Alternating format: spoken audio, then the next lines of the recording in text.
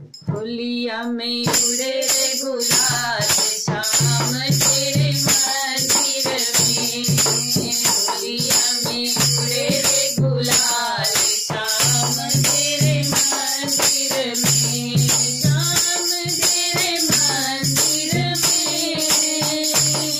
कानूड़ा तेरे मंदिर में।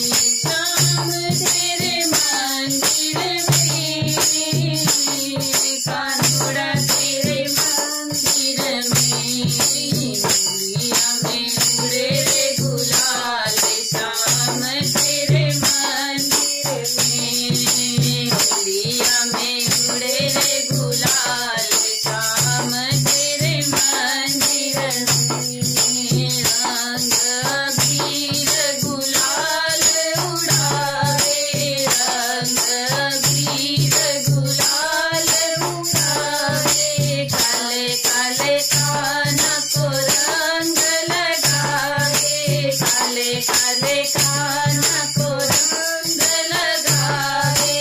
काले को कर देंगे लाल शाम तेरे मंदिर में।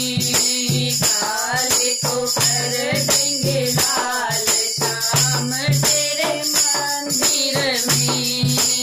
होलिया में उड़े रे गुलाल शाम तेरे मंदिर में।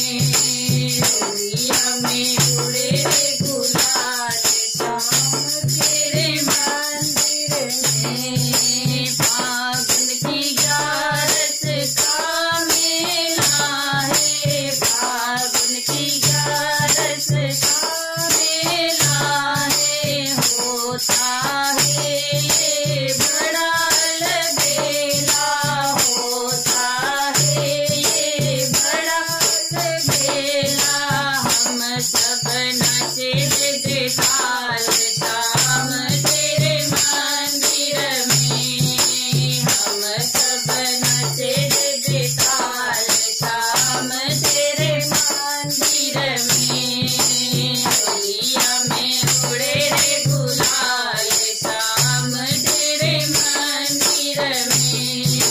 होलिया में उड़े रे गुलाल शाम तेरे मंदिर में।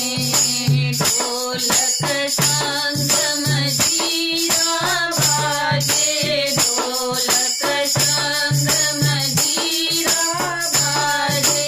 भगतों की टोली भी तो नाचे, भगतों की टोली भी तो